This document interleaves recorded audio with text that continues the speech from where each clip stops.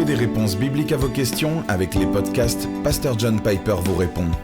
Ce podcast vous est présenté par reveniralevangile.com, un blog et ministère de publications chrétiennes. Pourquoi Jésus avait-il besoin de devenir supérieur aux anges ?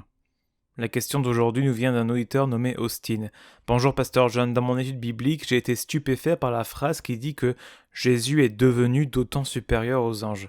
Hébreux 1,4. Si Jésus a éternellement existé en tant que Dieu, comment puis-je comprendre ce passage et ce thème qui semble apparaître dans Hébreux, le reflet de la gloire de Dieu ? La première chose que je dirais, c'est que j'adore ce genre de questions. Je pense qu'il est tellement important de ne pas passer sous silence les difficultés apparentes et de ne pas se contenter de lire la suite et de les laisser dans le flou. Le texte auquel Austin fait référence se trouve dans Hébreux 1,4. Il est intéressant de constater qu'on n'a pas besoin de quitter ce texte, son contexte immédiat, pour voir que dans l'esprit de l'auteur, le Fils de Dieu a toujours existé, comme supérieur aux anges. Comment devient-il alors supérieur s'il a toujours été supérieur ? Permettez-moi de le lire. Je commencerai par Hébreux 1,3. Le Fils est le reflet de sa gloire et l'empreinte de sa personne. Aucun ange n'aurait jamais pu dire ça d'eux-mêmes. Et il soutient toute chose par sa parole puissante, il a fait la purification des péchés et s'est assis à la droite de la majesté divine dans les lieux très hauts. Il est devenu d'autant supérieur aux anges qu'il a hérité d'un nom plus excellent que le leur. Hébreux 1, 3 à 4. Rien de tout cela ne peut être dit d'un ange. Le Fils de Dieu est par nature Dieu et le Fils soutient l'univers. Alors dans quel sens est-il devenu supérieur aux anges ? Voici ce que dit le verset 4. Il a fait la purification des péchés et s'est assis à la droite de la majesté divine dans les lieux très hauts. Il est devenu d'autant supérieur aux anges qu'il a hérité d'un nom plus excellent que le leur. Hébreux 1, 3 à 4. Deux réalités massives. Deux réalités massives expliquent cette phrase dans laquelle le Fils de Dieu devient supérieur aux anges. La première réalité massive est l'incarnation. La seconde est le triomphe de l'homme-dieu sur le péché et la mort et Satan par sa mort et sa résurrection. L'incarnation est la première réalité qui explique comment il devient supérieur aux anges. Le Fils de Dieu incarné est une réalité nouvelle. L'homme-dieu, Jésus-Christ, n'existait pas avant l'incarnation. Il n'existait pas de toute éternité. C'est-à-dire, l'homme-dieu, l'union de la nature divine et humaine, n'existait pas de toute éternité comme l'homme-dieu. L'homme-dieu peut devenir supérieur aux anges, ce qu'il a fait en fait en vertu de sa nature divine, mais surtout par son œuvre triomphante sur la croix. Cela nous amène à la deuxième grande réalité, qui est probablement celle qui reçoit le plus d'attention dans le Nouveau Testament. La deuxième réalité qui donne un sens au fait que le Fils de Dieu est devenu supérieur aux anges et qu'il a fait ce qu'aucun ange ne pourrait jamais faire.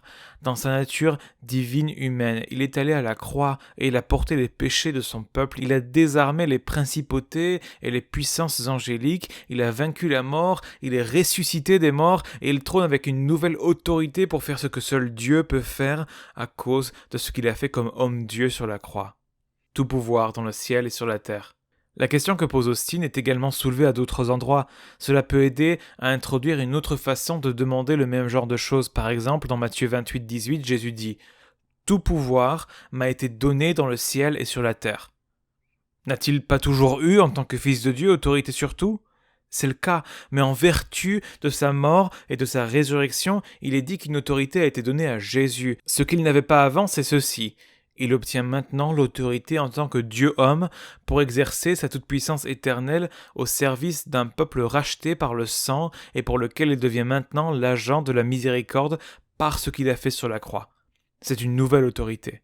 Jean 17, 1, 2 le dit ainsi. « Révèle la gloire de ton Fils afin que ton Fils révèle ta gloire. Tu lui as donné pouvoir sur tout être humain afin qu'il accorde la vie éternelle à tous ceux que tu lui as donnés. » L'autorité qu'il a toujours eue en termes de toute puissance est maintenant utilisée sur la base de son sang et de sa justice pour donner la vie éternelle.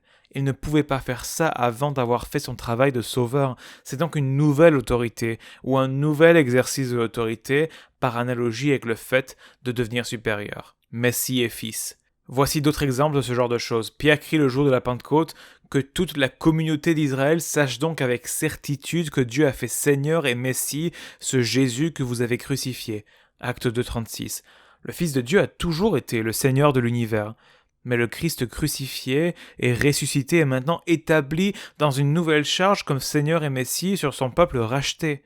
De cette façon, il devient supérieur aux anges. Dans Romains 1, 3 à 4, Paul dit que l'évangile concerne le Fils qui, en tant qu'homme, est né de la descendance de David et qui, du point de vue de l'Esprit Saint, a été déclaré Fils de Dieu avec puissance par sa résurrection.